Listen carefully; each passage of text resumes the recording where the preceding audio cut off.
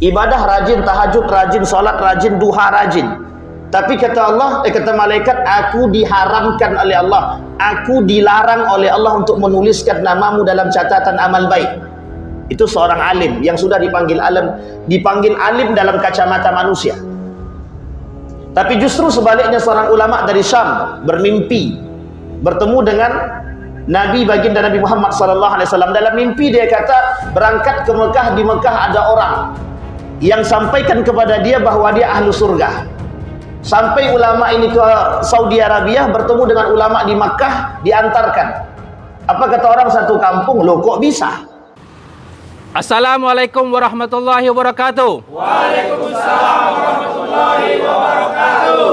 Kami dari Baikan Subuhan Pekanbaru mengucapkan selamat dan sukses atas terlaksananya silaturahmi nasional Baikan Subuhan Indonesia yang pertama, tanggal 5 sampai 6 Oktober di Kota Tasikmalaya dengan tema Persatuan Indonesia. Semoga sukses dan berkah. Baikan Subuhan Pekanbaru, hijrah berjamaah istiqomah. Born to right to Jannah. Dari masjid kita jaga NKRI. Takbir, Allahu Akbar. Takbir, Allahu Akbar. Takbir, Allahu Akbar. Assalamualaikum warahmatullahi wabarakatuh. Waalaikumsalam warahmatullahi wabarakatuh. Baik Bapak Ibu sekalian yang berbahagia, malam hari ini saya ingin ungkapkan satu hadis baginda Nabi Muhammad SAW. Hadis ini diriwayatkan oleh Imam Ad-Dailami. Kata Imam Ad-Dailami, sittatu asya'in tuhbitul a'mal. Ada 6 perkara yang bisa menyebabkan amal ibadah itu dihapus.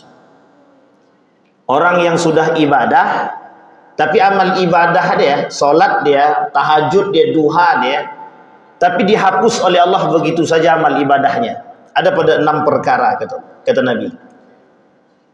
Penting kita mengetahui ini, karena biar kita tak salah langkah. Hudzaifah ibnul Yaman itu sahabat Nabi yang bertanya kepada Nabi tentang dosa. Sahabat Nabi yang lain tanya kepada Nabi bagaimana meningkatkan pahala amal ibadah. Tapi kalau Hudzaifah ibnul Yaman tidak.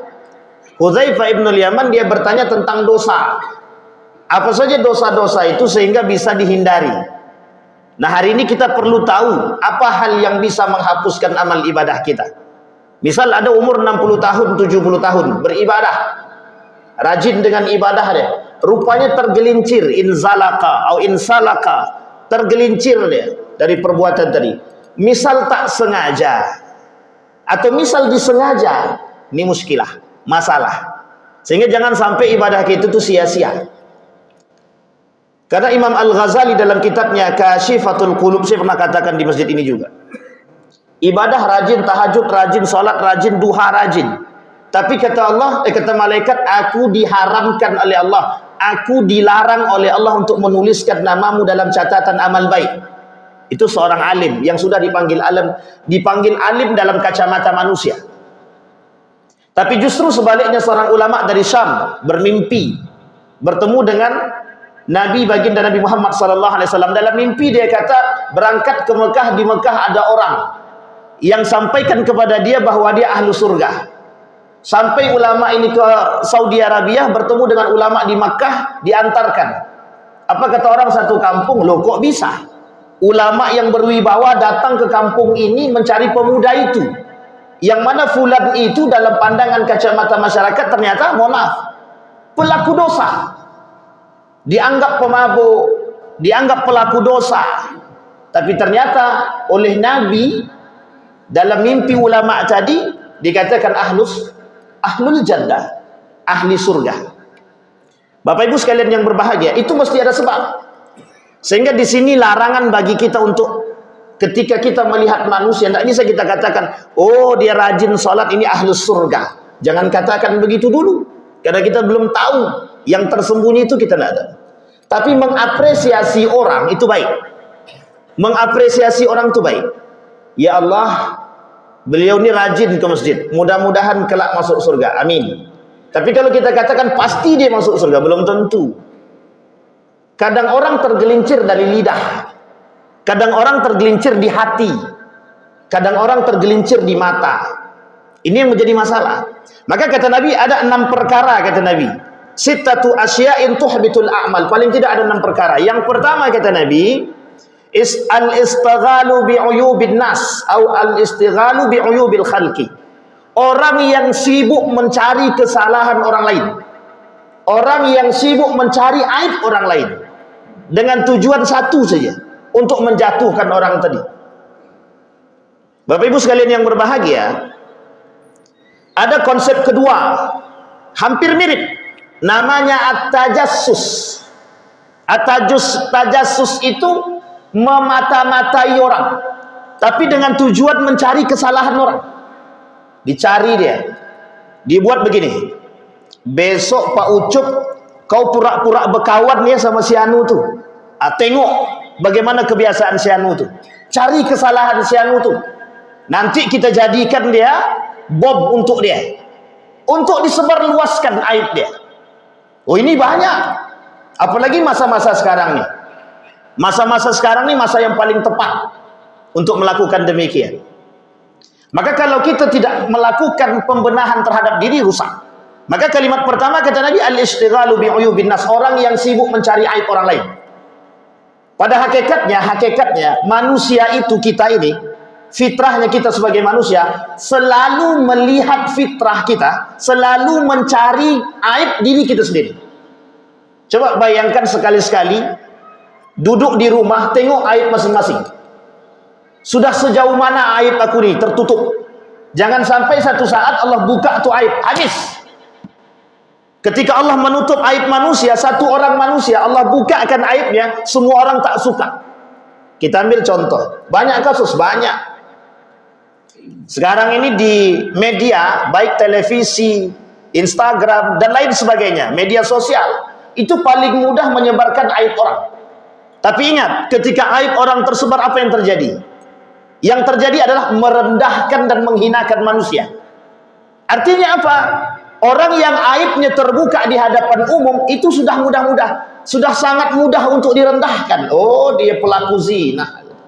Masih ingat kasusnya Bapak Ibu? Kasus para artis yang dulu pernah berzina. Ketika Allah tampakkan aib mereka, apa yang terjadi? Begitulah Allah ingin merendahkan manusia. Tapi konsep sebaiknya apa? Man satara musliman satara Allah yaumal qiyamah. Seorang muslim yang menutup aib orang lain, Allah tutup aib dia rapat-rapat. Maka Bapak Ibu sekalian yang berbahagia, hari ini itu mungkin Allah masih tutup aib saya. Tapi kalau Allah hendak buka aib kita, habis. Tak ada orang yang hendak menghargai kita. Yang pertama, al-istighalu bi'uyubin nas atau bi'uyubil khalqi. Jangan, tak usah mencari aib-aib orang. Pandang bulu kita sendiri. Pandang diri kita sendiri. Kadang-kadang semut di pelupuk, apa namanya? Semut di pelupuk gajah. Oh salah, gajah di pelupuk mata tak nampak. Semut seberang lautan nampak. Itu maksud dari itu. Untung dibenarkan Ustaz Mahfud. Dan lama tak belajar bahasa Indonesia kan begitu. Coba bayangkan, mudah mencari. Sedalam itu orang menyembunyikan aib dia karena memang tujuan dia nak mencari aib orang, dapat. Oh, si Anu tuh rupanya suka, mohon maaf, suka judi. Akhirnya disebarluaskan. Bapak Ibu sekalian yang berbahagia, ini masuk dalam kategori dosa besar. Apalagi kalau dia sudah sibuk mencari aib orang dan kemudian dia sebarkan. Kata para ulama, makna al-istighali bi'uyubil khalqi itu ada 3, kata para ulama. 1, orang yang sibuk, makna orang yang sibuk mencari aib orang lain itu 1. Ketika dia mencari aib orang lain, dia dapat. Setelah dia dapat, dia sebarkan. Setelah dia sebarkan, dia jadikan kunci. Kau mau tak aib kau aku sebar? Kalau tak mau aib kau aku sebar, traktir aku makan dulu. Ini masih mending. Mau tak aib kau aku sebar? Kalau tak mau aib kau aku sebar, sekarang kau mundur dari jabatan kau. Bisa jadi. Sangat bisa sekali. Maka Bapak Ibu sekalian yang berbahagia, kalau hari ini Bapak Ibu menengok, mohon maaf, menengok hari ini orang-orang sibuk akan mencari aib orang lain, apa kepentingan mereka? Selain daripada kepentingan dunia dan perut mereka, tidak ada. Karena kalau orang tak punya kepentingan, dia tidak mau cari aib orang. Ngapain? Capek-capek mencari aib orang, ternyata kita sendiri punya aib. Apa kata Nabi? Tuba liman syaghalahu aibahu an uyubin nas. Selamatlah orang yang sedang sibuk mencari aib diri dia sendiri ketimbang mencari aib manusia. Bapak Ibu sekalian yang berbahagia, saya ingin mengajak Bapak Ibu melihat keadaan kita hari ini, baik di sekeliling kita maupun dalam skala besar. Betapa hari ini manusia selalu mencari dan mengorek aib orang lain tanpa mau melihat kepada diri dia sendiri. Kalaulah aib ini saling menyebarkan, antara satu dan yang lain saling menyebarkan aib, mau sampai kapan umat muslim itu seperti ini tingkahnya? Mau sampai kapan umat muslim bersatu? Tidak akan bersatu. Kenapa tak akan bersatu? Karena setiap muslim saling mencari kelemahan masing-masing. Sehingga kalau bisa, dan usahakan harus bisa, kita yang sadar, yang mengerti, jangan sampai. Karena kadang-kadang kita yang pelaku, dan kita berharap dengan perbuatan demikian bisa menjatuhkan kehormatan orang lain. Ingat, ketika kita menjatuhkan kehormatan orang lain, Allah tidak tidur bahwa Allah kelak akan menjatuhkan kehormatanmu, bahkan mungkin lebih daripada itu. Bapak Ibu sekalian yang berbahagia, itu perlu diperhatikan. Karena memang kadang-kadang orang-orang selalu ingin mencari, mengorek-ngorek, ingin mencari kelemahan orang lain. Coba kita pandang kebaikan orang, jangan keburukan orang yang kita pandang. Dan coba gunakan kacamata yang sehat, akal yang sehat. Semua manusia yang penjahat itu belum tentu jahat seutuhnya, tapi semua manusia yang baik belum tentu baik. Karena di hadapan Allah belum tentu baik. Di hadapan manusia baik, di hadapan Allah. Seperti yang dikatakan Imam Al-Ghazali tadi, siapa yang tahu seorang alim rajin ibadah ternyata diharamkan oleh Allah malaikat untuk menuliskan nama dia? Kita tak tahu. Maka kita tak boleh menjustifikasi orang sesuka hati kita. Itu yang pertama. Dalam hadis Nabi mengatakan begini, man nazara fi uyubin nas amiya an uyubi nafsihi. Orang yang selalu sibuk dengan aib orang lain, dia mesti lupa dengan aib diri dia sendiri. Mesti lupa. Itu yang pertama. Yang kedua kata Nabi, qaswatul qalbi, keras hati. Ini paling banyak hari ini Bapak Ibu. Selalu ingin merasa benar. Ada salah satu perbuatan masuk dalam kategori syirik kecil. Syirik kecil. Nama dia sum'ah. Pelaku sum'ah itu selalu ingin merasa didengar. Dia selalu ingin merasa didengar. Tak mau mendengarkan pendapat orang lain. Itu yang pertama. Yang kedua, ada orang yang selalu merasa betul. Pokoknya diri dia paling benar. Bagaimanapun ibadah dia paling betul. Yang lain tak, salah. Dan suka menyalahkan orang. Seakan-akan surga itu milik dia sendiri saja. Kalau surga milik Anda sendiri, Anda ngontrak, Anda punya sewa di sana, silahkan ambil. Tapi ingat itu cuma ngontrak, cuma sewa, belum memiliki seutuhnya. Artinya apa? Kata Nabi di akhir zaman itu, kelak di akhir zaman kata Nabi, ada orang yang suka begitu, yang selalu menganggap diri paling benar.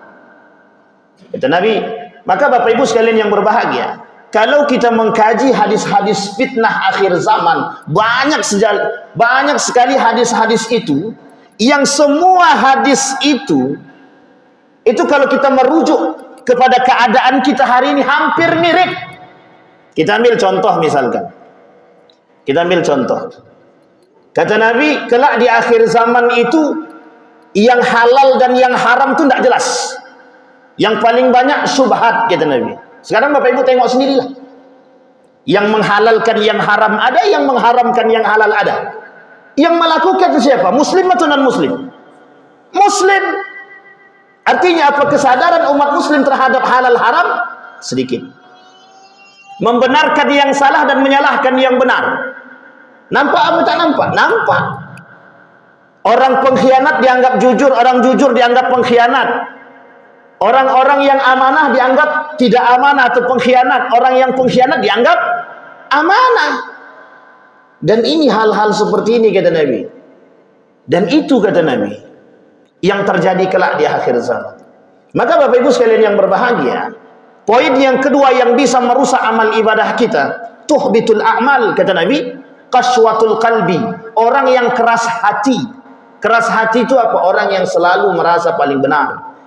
Ali radhiyallahu anhu, ketika Ali bin Abi Thalib berkata, ketika manusia melakukan perbuatan maksiat atau nifak, di dalam hati dia sedang dia tanamkan tinta hitam. Semakin hari dia melakukan maksiat, maka tinta hitam itu semakin besar. Kalau tinta hitam ini semakin besar, itu sulit bagi dia untuk menerima nasihat, tak masuk. Apapun perkataan orang tak masuk. Kenapa? Karena tak mau menerima nasihat. Sehingga kebenaran bagi dia mutlak untuk diri dia sendiri. Maka kita kasih tahu bahwa surga itu milik dia, bukan milik yang lain. Kenapa kita katakan demikian? Karena mereka tidak mau menerima nasihat. Itu yang pertama. Yang kedua, parahnya lagi, hari ini orang tak lebih suka berdiam diri pada posisi mereka masing-masing dan enggan memberikan nasihat dan perhatian kepada saudara dan sesama muslim. Coba bayangkan, setiap umat muslim tidak punya perhatian sesama muslim. Yang salah dibiarkan, tak ada nasihat untuk muslim. Apa yang terjadi? Kacau. Kacau, Bang. Setiap orang berpikir tentang lakum a'malakum wali a'mali. Setiap orang berpikir tentang amal ibadah masing-masing. Sementara kemungkaran terserak di mana-mana. Ada kemungkaran, ada. Ketika kemungkaran berserak di mana-mana, umat muslim cuma diam, apa yang terjadi? Kemungkaran yang didiamkan itu menyebab kerusakan. Sehingga umat muslim, mohon maaf, ketika umat muslim melihat kekacauan dan kemungkaran dan hanya diam, tidak memberikan nasihat, tidak memberikan peringatan, tidak membela dan lain sebagainya, rusak. Kalau Allah kata dalam Al-Quran, la fatahna alaihim barakatin minas sama. Kalaulah orang-orang satu kampung itu beriman. Sekarang pertanyaannya, kalau di satu kampung itu ada perzinahan, ada kemungkaran, ada kejahatan, ada kejahilan yang nyata, sekalipun ada alim di kampung tersebut, Allah hancurkan. Dan Allah tidak akan memuliakan kampung tersebut sekalipun alim ada di situ, tapi kealiman mereka membuat diri mereka diam, bukan berkata terhadap yang fatal, yang salah, yang bodoh, yang jahil. Mereka tak berlaku kealiman mereka di hadapan Allah. Kelak pertanggungjawabannya berat. Jangan salah. Ada mungkar harus, ada perzinahan harus. Misal contoh, di salah satu RT ada perempuan janda misal, atau mungkin tidak janda, atau apa terserahlah, dia tak punya suami, sering laki-laki datang ke sana, baik pagi, siang, malam, tidak ada satupun yang menasehati, dan kita tidak tahu kebenaran dia. Dan betul, jika seandainya mereka melakukan perzinahan, atau mereka seandainya perempuan tersebut sering mendatangi laki-laki, atau laki-laki sering datang ke rumah dia tanpa ada yang menasehati, maka satu kampung itu tinggal tunggu saja, berdosa semua. Artinya apa? Perhatian umat muslim terhadap muslim yang lain, itu yang dibutuhkan di akhir zaman. Hari ini kita diam dengan kemungkaran. Ada orang melakukan kemungkaran, ada orang yang suka melakukan kerusakan, ada orang yang suka melakukan fitnah, ada orang yang suka menuduh orang lain dengan perbuatan yang lain. Sadar kita akan perbuatan tersebut dan kita tidak menasehati dia, dan kita tidak memberikan peringatan kepada dia, maka umat muslim itu sedang mengaminkan, sedang membenarkan perbuatan yang salah. Pertanyaannya, terjadi atau tak terjadi? Tak ada yang berani cakap. Terjadi apa tak terjadi? Kadang-kadang. Kadang-kadang terjadi, Ustaz, kadang-kadang tidak. Bukan kadang-kadang, memang begitu keadaan kita hari ini. Berapa banyak masjid di Pekanbaru? Berapa banyak pengajian setiap malam di Pekanbaru? Pertanyaannya adalah, berapa banyak kemungkaran yang terjadi di Pekanbaru? Kadang-kadang kerusakan itu terjadi karena kediaman kita. Coba satu kampung ini menolak suap. Kira-kira ada nggak yang berani nyuap datang ke kampung ini? Satu orang saja, mohon maaf, satu orang anggota dewan atau calon gubernur atau calon bupati atau calon apapun dia datang ke sini, suap dia. Apa kata satu kampung? Kami menolak suap itu, apapun bentuknya. Kira-kira besok ada lagi yang datang nggak? Nggak akan mau yang datang. Kenapa? Mereka takut. Hari ini kita dibuat begitu. 100.000 ke bawah kata dia tak suap. Kata undang-undang, kata peraturan begitu. 100.000 ke bawah tak suap, betul kalau? Tapi dalam agama Islam 100.000 ke bawah suap apa tidak? Jangankan 100.000 rupiah, 100 rupiah saja suap. Tapi sekarang kita disuruh mengaminkan perbuatan yang salah.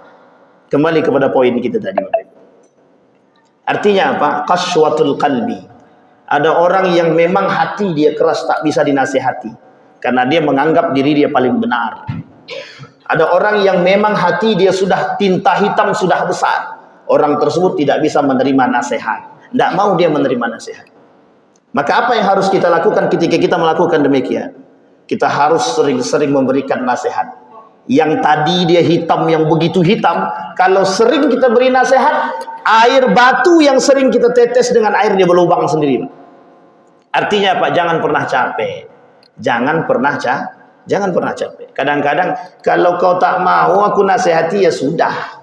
Awas sekali saja, habis itu dah kabur. Makin jadi dia. Hari ini dia sendiri, besok dia berdua, besok dia bertiga. Lama-lama satu kampung. Dah kalau satu kampung yang melakukan demikian, na'udzubillahi min dzalik. Kata Allah, orang yang melakukan hal demikian, itu amal ibadahnya dihapuskan oleh Allah. Dihapuskan. Itu yang kedua. Sekarang yang ketiga kata Nabi, hubbud dunia, cinta terhadap dunia. Yang ketiga, hubbud dunia, cinta terhadap dunia. Ini sudah saya sampaikan. Salah satu penyakit kata Nabi di akhir zaman itu yang membuat kaum muslimin itu lemah. Salah satunya adalah cinta dunia. Hari ini siapa sih yang nggak berkelahi karena duit? Bapak Ibu boleh jujur aja sendiri. Siapa yang hari ini tidak berantem karena duit? Tukang parkir bisa membunuh kawan dia karena 2.000 rupiah. Cuma nggak bayar 2.000, dia rela nyawa saudara dia dibunuh. Ini bukan masalah 2.000 Ustaz. Ini masalah gengsi. Ini masalah kehormatan. Bukan. Karena memang kita memikirkan perut kita. Maka kata Nabi kelak di akhir zaman, la taqumus sa'ah hatta taraw, kata Nabi, tidak akan terjadi hari kiamat sampai kalian akan melihat nisa'uhum qiblatuhum wa butunuhum himmatuhum. Perempuan akan jadi kiblat bagi mereka dan perut mereka akan menjadi tujuan mereka. Nah, coba bayangkan Bapak Ibu. Itu kata Nabi. Artinya apa? Kecintaan manusia terhadap dunia menyebabkan mereka lemah. Artinya adalah mereka demi dunia, demi harta, demi jabatan, demi kekuasaan, apapun akan mereka jual. Sekalipun agama. Makanya Bapak Ibu sekalian yang berbahagia, kalau kita yang tidak punya harga diri, kalau kita tidak bisa menjaga kehormatan agama, kita yang direndahkan dan dihinakan oleh Allah. Artinya apa? Kita yang harus kuat Bapak Ibu. Jangan karena harta, dikit-dikit karena harta, dikit-dikit karena duit. Bapak Ibu mohon maaf. Masih banyak manusia yang lebih miskin daripada kita. Masih banyak. Tapi mereka masih banyak yang menjaga kehormatan keagamaan mereka. Kita masih bisa makan Bapak Ibu. Masih banyak orang-orang yang tidak bisa makan. Rakyat Palestina melihat satu tetes air itu berharga bagi mereka. Rakyat Palestina, mereka cuma pengen makan enak, tidak berpikir bisa makan saja cukup. Bahkan air yang tergenang entah itu bersih atau tidak mereka minum. Demi apa? Demi menjaga kehormatan agama mereka. Sementara kita makan sudah enak, tapi masih bisa menjual agama. Makan sudah enak, tapi kehormatan agama kita tak jaga. Makan masih enak, tapi kita masih bisa cinta terhadap dunia. Makan masih bisa enak, mohon maaf. Tapi kita masih iri dengan saudara kita yang punya mobil lah, yang punya motor lah, mohon maaf. Kadang-kadang mereka yang punya motor, kita yang resek. Tidak ada rasa syukur.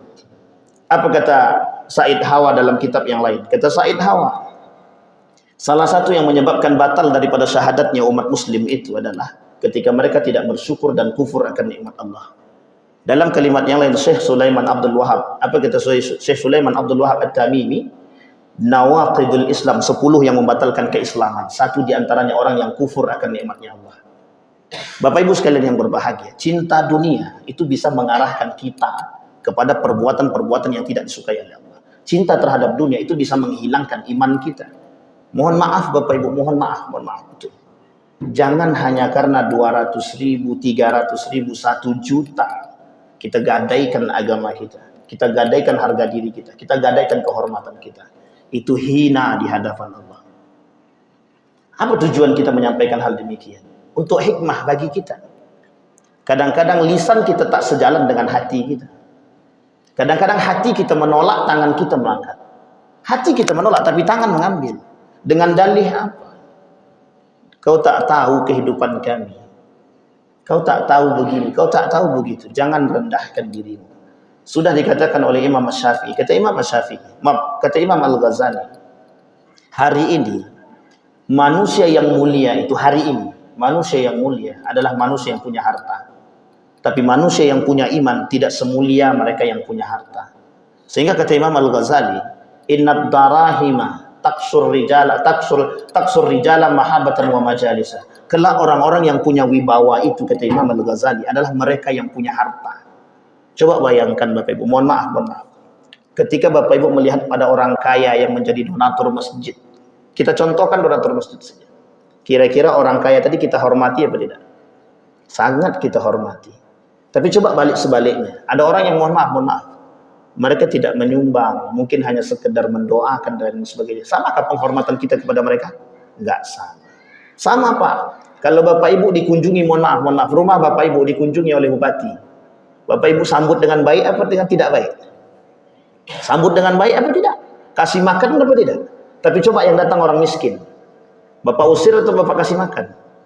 Tergantung Ustaz. Tergantung apa dulu? Sampai di sini paham Bapak Ibu. Betapa terhormatnya mereka yang kita anggap punya uang hari ini. Tapi sungguh kata Imam Al-Ghazali, orang-orang seperti itu, mereka ketika kita melihat orang kaya, yang kita lihat bukan hartanya, tapi tengok akhlaknya. Sehingga bisa menjadi motivasi bagi kita. Kaya dia, akhlak dia baik, itu yang bagus. Tapi kaya dia tidak punya adab, dia ngapain kita contoh dia? Atau sebaliknya, ketika kita melihat orang yang di bawah kita miskin, yang kita lihat bukan hanya sekedar akhlak dia, tapi kita lihat hartanya. Kalau sedikit hartanya, banyak kita daripada dia, bersyukur kita. Itu yang ingin kita angkat. Maka kita Imam Al-Ghazali hari ini begitu. Apapun yang dikatakan oleh orang yang punya harta, apapun yang dikatakan oleh orang kaya, sekalipun salah benar. In takallama al-aghniya in akhta'a asabah, wa in takallama al-masakin aw al-faqir in takallama asaba akhta'a. Orang kaya kalau ngomong apapun dia, salah kali yang dia omongkan betul di hadapan manusia hari ini, kata Imam Al-Ghazali. Tapi sebaliknya, orang miskin sekalipun dia berkata benar, tetap salah. Bapak buktikan hari ini, berapa banyak orang-orang yang punya uang bisa berlaku benar di hadapan manusia. Kenapa? Karena dia punya harta. Tinggal suap yang salah pun bisa Tapi coba orang-orang yang tidak mampu. Orang yang tidak mampu, benar kali pun yang dia katakan tetap sah. Hari ini kita begitu, mengukur orang dengan harta. Oh, dia banyak tuh donatur masjid, dia tuh kaya itu. Si anu tuh boro-boro ngasih uang 1.500.000 tak pernah ke masjid dah. Itu deh kadang-kadang kacamata kita begitu, selalu membeda-bedakan dan membandingkan satu dengan yang lain. Bapak Ibu sekalian yang berbahagia, konteks kita adalah, kata Nabi, kelak di akhir zaman akan bermunculan orang-orang yang cinta terhadap dunia. Dan orang-orang yang cinta terhadap dunia, mereka terjangkit satu penyakit yang disebut dengan wahan. Wahan itu adalah hubbud dunia, cinta terhadap dunia, dan benci dengan kematian. Berapa banyak orang hari ini yang takut kehilangan harta? Berapa banyak? Bukan sedikit. Berapa banyak orang yang hari ini pilah-pilah kalau sedekah? Berapa banyak orang hari ini yang berat mengeluarkan itu? Dan disampaikan oleh Nabi, kelak di akhir zaman begitu memang. Sulit tangan ini untuk mengeluarkan, sulit. Kenapa? Karena mereka mengatakan, apa yang aku dapatkan hasil jerih payahku. Apa bedanya dengan korun? Innama utitu ala ilmin indi, kata korun. Yang aku kerjakan itu hasil jerih payahku yang aku dapat. Ngapain kalian datang sini minta zakat, minta sedekah dan lain sebagainya? Aku bekerja Pendapatan yang aku dapat adalah hasil kerjaku, hasil jerih payahku. Adakah manusia hari ini? Kalau ada manusia hari ini seperti Qarun, dia telah membatalkan syahadat dia. Meskipun dia tidak kafir, tapi dia kufur. Bapak Ibu sekalian yang berbahagia, berat. Dan amal ibadah mereka dihapus oleh Allah. Dihapus. Allah tak mau terima amal ibadah orang-orang yang demikian, yang cinta terhadap dunia. Bapak Ibu sekalian yang berbahagia. Tapi Pak Ustadz, tidak ada yang tidak suka uang. Betul. Tak ada yang tak pengen jadi kaya. Benar. Masalahnya ketika kita jadi kaya, kira-kira kita lebih baik atau lebih buruk? Itu pertanyaannya. Kalaulah kita dengan kaya semakin dermawan, itu yang diharapkan oleh Allah. Kalaulah kita semakin kaya, semakin dermawan, itu yang dilakukan orang yang paling kuat di muka bumi. Kata Umar bin Khattab. Tapi justru sebaliknya, yang ditakutkan oleh Allah justru sebaliknya. Semakin dia kaya, semakin dia lupa dengan Allah. Semakin dia punya banyak harta, dia lupa dengan Allah. Itu yang terjadi, iya.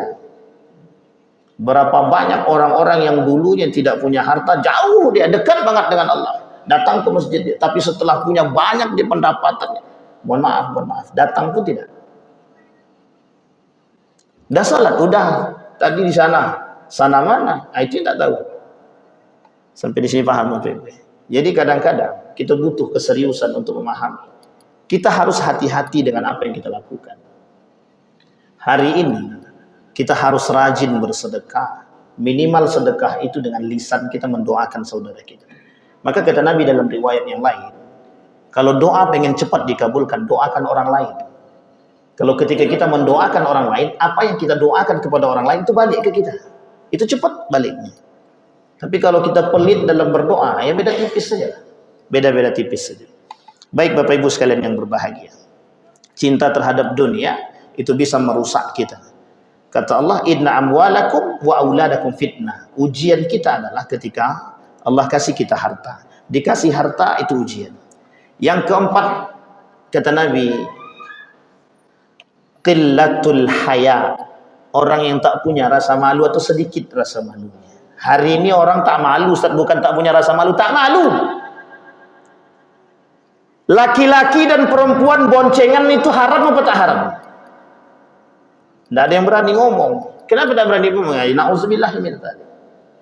Bapak Ibu sekalian yang berbahagia, perbuatan yang biasa kita lihat adalah ketika seorang laki-laki dan perempuan berboncengan dan itu dianggap biasa. Itu tandanya rasa malu dia sudah tak ada. Kadang belum, mohon maaf, kadang suami orang dengan istri orang, meskipun dengan dalih apapun itu, bolehkah laki-laki dan perempuan berduaan? Apa hukumnya laki-laki dan perempuan berduaan? Haram. Tidak boleh. Apa hukumnya laki-laki dengan perempuan berjabat tangan? Haram. Hanya saja Yusuf Al-Qaradawi membolehkan dalam konteks yang lain yang berbeda. Ketika seorang pejabat dan dalam konteks yang lain. Dan ini tidak semenah-menah Bapak Ibu. Perbuatan yang kita anggap biasa ternyata salah. Perbuatan yang kita anggap biasa ternyata dosa. Dan kita memudahkan itu. Hari ini manusia hari ini memudahkan perbuatan-perbuatan yang sifatnya, mohon maaf, kadang-kadang dosa besar dianggap biasa karena ketidaktahuan tadi.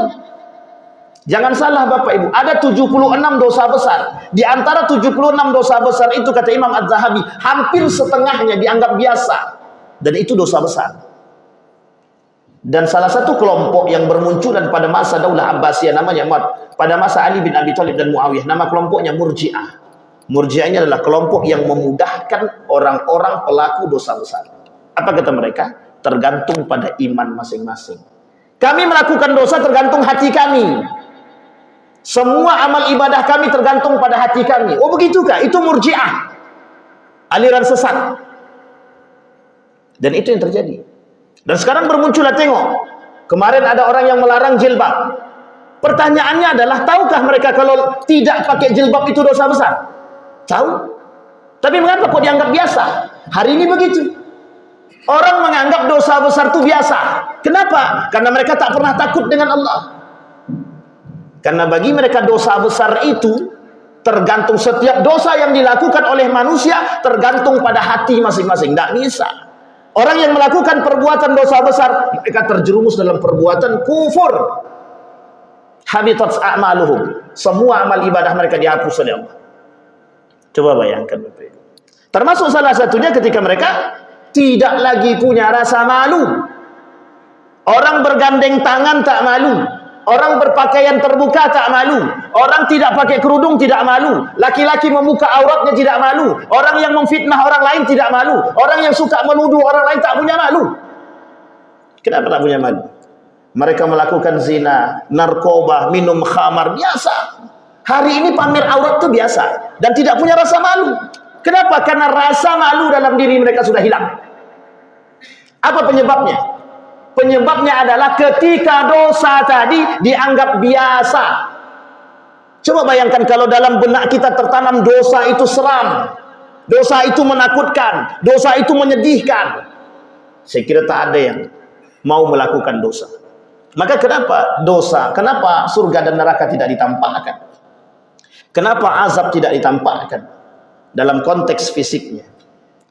Anggaplah seorang pelaku zina langsung ditampakkan oleh Allah. Azab akhiratnya habis, tidak ada yang mau. Karena tidak akan melakukan. Kenapa? Karena dalam benak kita hari ini adalah kita anggap biasa semuanya. Tapi dari nenek moyang kami begitu besar, itu dia masalahnya. Yang harus kita benahi yang salah, bukan harus kita pegang yang salah tadi. Yang salah kita benarkan, yang benar kita pertahankan. Itu yang paling baik. Maka jangan salah. Rasa malu. Mengambil barang milik orang lain, salah apa tak salah? Mencuri apa tak mencuri? Mencuri. Tapi kan cuma sedikit, Ustaz. Udah minta belum? Belum. Biasakah? Biasa. Memakai sandal orang di luar tanpa ada izinnya, salah apa tak salah? Meskipun dikembalikan, salah apa tak salah? Dosa, ghasab. Dosa sama kayak mencuri. Tapi kan kami kembalikan, betul kami kembalikan. Pertanyaannya, Anda sudah izin atau belum? Anda telah memakai hak orang lain tanpa harus Anda kembalikan. Sekalipun Anda kembalikan, kelak Anda tetap berdosa. Sampai di sini paham Bapak Ibu? Ini nomor 4. Rasa malu tak ada lagi. Kita tak malu berbuat dosa, kita tak malu bermaksiat. Karena apa? Karena sudah terbiasa melakukan perbuatan dosa. Baik Bapak Ibu. Yang kelima, tulal amal. Terlalu banyak berangan-angan. Terlalu banyak berangan-angan. Apa maksudnya terlalu banyak berangan-angan? Nanti kalau aku jadi gubernur, apa ya kira-kira? Mimpi gitu deh kan. Maksud saya paham Bapak Ibu ya? Jadi kita ini terlalu, manusia hari ini itu selalu ingin menjadi sesuatu. Tapi kadang-kadang dia lupa dengan pekerjaan yang di depan dia. Kerjakan dan lakukan sesuatu yang sudah nampak oleh kita. Tapi jangan pernah berangan-angan terlalu tinggi. Tapi Ustaz, kalau kami berangan-angan pengen naik haji, salah? Tak salah. Kalau kami berangan-angan pengen bisa umroh, tak salah. Asal jangan diam aja. Kami pengen umroh Ustaz, iya. Tapi di rumah aja kami duduk. Itu yang salah tuh. Kami pengen haji Ustaz, iya. Tapi dah daftar belum? Belum. Nanti tergantung Allah Ustaz. Iya bisa juga. Tapi memang kadang-kadang kecil kemungkinan itu. Artinya apa? Panjang angan-angan boleh. Ustaz, kami pengen punya pekerjaan yang melimpah, pengen punya uang sekian miliar misalkan. Itu angan-angan tapi tak mau kerja. Jangan salah. Allah memang yang bisa membolak-balikkan hati manusia. Tapi manusia punya satu konsep yang harus kita tanamkan. Namanya ikhtiar. Orang harus berikhtiar. Manusia harus berikhtiar. Meskipun akhirnya bertawakal. Bapak Ibu sekalian yang berbahagia, datang kepada Allah, kemudian ikhtiar. Setelah kita ikhtiar, kita datang kembali kepada Allah. Ini 3 konsep yang harus kita tanamkan. Yang pertama, apapun yang kita miliki, baik itu cita-cita, keinginan dan lain sebagainya, datang dulu kepada Allah. Setelah datang kepada Allah, baru kemudian kita berikhtiar, usaha. Yang ketiga, baru kita bertawakal. Ini enggak. Langsung nomor 3, aku bertawakal aja kepada Allah, Ustaz. Ya, insya Allah, mudah-mudahan. Ada satu kelompok namanya, ada 2 kelompok namanya Jabariyah dan Qadariyah yang saling bertolak belakang. Dan itu oleh Syekh Hasim Al-As'ari dalam kitabnya Risalah Ahlus Sunnah wal Jamaah disebut itu kelompok-kelompok sesat. Bapak Ibu sekalian yang berbahagia, mudah-mudahan dia ada 10 hal yang menyebabkan ada 6 perbuatan yang bisa merusak amal ibadah. Kita tutup dengan yang terakhir, yang keenam, Bapak Ibu sekalian yang berbahagia. Yang keenam itu adalah perkara yang paling berbahaya, adalah yang bisa membatalkan perbuatan kita adalah zalim kepada Allah, berkhianat kepada Allah, kemudian zalim kepada manusia. Salah satu perbuatan yang paling zalim yang kita lakukan kepada manusia adalah ketika kita menyakiti hati manusia. Nah, ini yang harus kita tanamkan, Bapak Ibu. Salah satu perbuatan yang paling zalim terhadap manusia adalah ketika kita menyakiti hati manusia, apapun bentuknya, Bapak Ibu. Kelak kata Nabi di akhir zaman itu, di hari kiamat nanti, hatta yuqadu syatal jalha ila syatil qarna. Semua yang kita buat kezaliman kepada manusia, amal ibadah kita tadi diberikan kepada orang yang kita zalimi. Kalau sudah habis amal ibadah kita, apa dosa-dosa orang tadi diberikan kepada kita? Artinya apa, Bapak Ibu? Kelak kita bisa menjadi manusia yang paling bangkrut di akhirat itu. Kenapa? Karena amal ibadah kita diberikan kepada orang yang kita zalimi. Kalau sudah selesai, sudah habis, kemudian masih banyak salah kita sama dia, semua dosa-dosa orang tadi diberikan kepada kita. Artinya apa? Selain dari amal ibadah kita di dunia sudah ditolak oleh Allah, sudah Allah tidak mau terima, tambah kita melakukan perbuatan-perbuatan yang zalim, dan kemudian kezaliman tersebut, dosa-dosa orang tadi diberikan kepada kita. Kurang bangkrut apa? Cuma manusia hari ini tidak takut dengan begitu. Kenapa mereka tidak takut? Karena mereka menganggap perbuatan-perbuatan itu sederhana. Bapak Ibu boleh lihat hari ini, banyak orang yang suka membunuh orang lain. Kenapa? Kok biasa? Kenapa kok tidak ada rasa takutnya membunuh orang lain? Karena mereka menganggap perbuatan itu biasa. Maka kata Nabi, kelak di akhir zaman itu, kalian akan melihat orang-orang akan saling berbunuhan antara satu dengan yang lain. Dan perbuatan itu dianggap biasa. Bapak Ibu sekalian yang berbahagia, ada 6 perkara kata Nabi yang bisa merusak amal ibadah kita. Satu, apa tadi Bapak Ibu? Yang pertama, orang yang suka mencari aib orang lain. Yang kedua, Bapak Ibu, orang yang hati dia keras. Yang ketiga, Bapak Ibu, tidak punya rasa malu. Yang keempat, cinta dunia. Yang kelima, apa Bapak Ibu yang kelima? Zalim. Yang keenam, Bapak Ibu, apa yang keenam Bapak Ibu? Mereka yang keenam adalah mereka yang tidak punya rasa malu, yang suka berbuat dosa tapi mereka tak sadar dengan dosa yang mereka buat. Mudah-mudahan ada manfaatnya bagi kita semua. Mudah-mudahan nasihat yang disampaikan oleh Nabi kepada kita tertanam. Paling tidak untuk di kampung kita dulu, paling tidak untuk diri kita sendiri. Maka tak salah ketika Agim mengatakan dimulai dari diri kita sendiri. Kita sama-sama kerjasama Bapak Ibu. Karena kesolehan itu tidak sendiri-sendiri. Soleh itu bersama. Kalau sendiri-sendiri nanti tak bisa masuk surga. Karena masuk surga itu bareng-bareng. Saya kira itu saja, mudah-mudahan bermanfaat bagi kita semua. Fa'tabiru ya ulil absar la'allakum tuflihun. Assalamualaikum warahmatullahi wabarakatuh.